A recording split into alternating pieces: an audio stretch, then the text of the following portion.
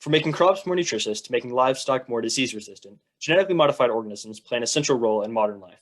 In 2011, this role expanded when geneticists created CRISPR mechanisms to spread malaria prevention genes throughout populations of mosquitoes. The researchers achieved this spread through a process called gene drive, in which the altered gene codes for a protein that cuts the corresponding allele on its homologous chromosome and replaces it with another copy of the altered gene.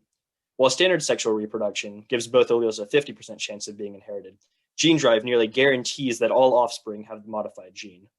At SymbioSpore, we plan to leverage gene drives to fight fungal infections, which kill about 1.5 million people every year. To prevent infections, we would encode a kill switch within a gene drive region, which would trigger cell death when the cell comes into contact with a particular molecule. Therefore, the modified fungus will grow and spread its kill switch genes throughout the population. It would have no noticeable effect unless a spore entered a human, in which case the kill switch receptor would trigger fungal death, allowing the human to avoid illness. As a specific example, Cryptococcus neoformans, a fungus found in soil, decaying wood, and bird droppings, infects about 220,000 people per year with a mortality rate of 82%. It's especially prevalent in the global south, and while treatments do exist, this type of medication is difficult to access, and there are often cost limitations for the people who need it the most. Here's how SymbioSpore could work for Cryptococcus.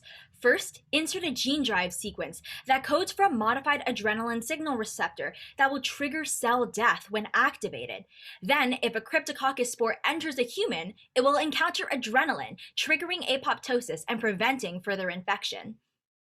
The extremely efficient gene drive mechanism makes SymbioSpore more successful than other methods of disease prevention. In order to address potential adverse ecological impacts, SymbioSpore will run extensive stepwise tests using a variety of models that would enable us to ensure both efficiency and safety.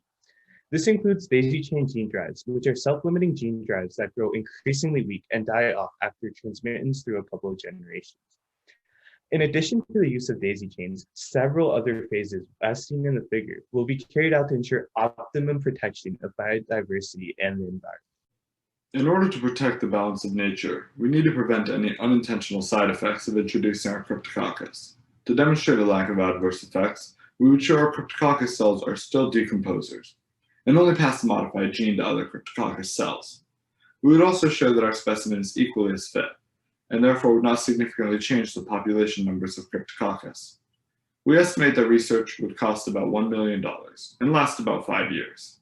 In essence, SymbioSpore is an innovative prevention method that could help save millions of lives from fungal infections with the help of cutting-edge genetic technology.